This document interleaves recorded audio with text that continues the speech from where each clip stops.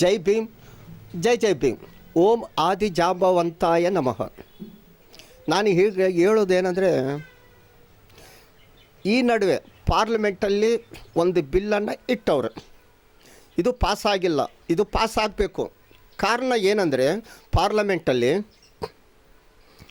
ಒಬ್ಬ ಕೆಳಗಡೆಯವರವನು M L A ಆಗಲಿ, M ಪಿನೇ ಆಗಲಿ, ಮಿನಿಸ್ಟರ್ನೇ ಆಗಲಿ, ಮತ್ತು ಪ್ರೈಮ್ ಮಿನಿಸ್ಟರನ್ನೇ ಆಗಲಿ, ಯಾರನ್ನೇ ಆಗಲಿ, ರಾಜಕೀಯ ವ್ಯಕ್ತಿಗಳು 30 ದಿವಸದೊಳಗೆ ಕೇಸು, ಅವರ ಕೇಸನ್ನು ಇದ್ದರೆ ಇದನ್ನು ಸರಿ ಮಾಡಬೇಕು ಅವರು. ಇಲ್ಲದಿದ್ದರೆ ಕಾನೂನುಬದ್ಧವಾಗಿ ಯಾರು ರಾಜಕೀಯದಲ್ಲಿ ಆ ಮನೆಗಳಿಗೆ ಯಾರು ಆ ಮನೆಯಲ್ಲೇ ಅಂತ ಇಲ್ಲ, ಆ ಇದರಲ್ಲೇ ಆ ಸಂಸ್ಥೆಯಲ್ಲೇ ಇರಬಾರ್ದು ಅವರು.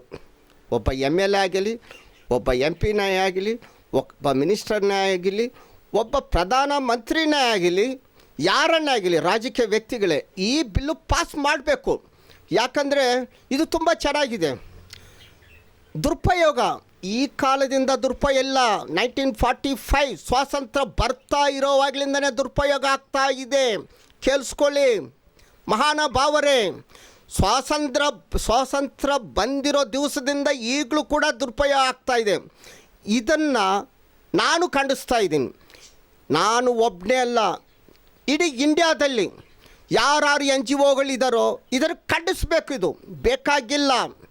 ಒಬ್ಬ ಸ್ವಾರ್ಥಕ್ಕೋಸ್ಕರ ನಮ್ಮನ್ನು ಈ ಕಾಲ ಕೆಳಗಡೆ ತುಳಿತಾ ಇದ್ದಾರೆ ಅಂತ ನಾನು ಈ ಮೂಲಕ ಹೇಳ್ತಾ ಇದ್ದೀನಿ. ಇದು ತುಂಬ ಚೆನ್ನಾಗಿದೆ. ಪಾರ್ಲಿಮೆಂಟಲ್ಲಿ ಇದು ತಗೊಳ್ಳೇಬೇಕಿದು. ಪಾರ್ಲಿಮೆಂಟಲ್ಲಿ ತೊಗೊಂಡು ಇದನ್ನು ಪಾಸ್ ಮಾಡಿ ಮುಂದುವರ್ಸ್ಕೊಂಡು ಹೋದರೆ ಮುಂದಿನ ಜನದಲ್ಲಿ ನಮಗೂ ಮೊಮ್ಮಕ್ಕಳಿಗೆ ಆದರೂ ಕೂಡ ಒಳ್ಳೆಯದಾಗುತ್ತಂತ ಇದು ಈ ಮೂಲಕವಾಗಿ ನಾನು ಹೇಳ್ತಾ ಇದ್ದೀನಿ. ಜೈ ಭೀಮ್, ಜೈ ಜೈ ಭೀಮ್.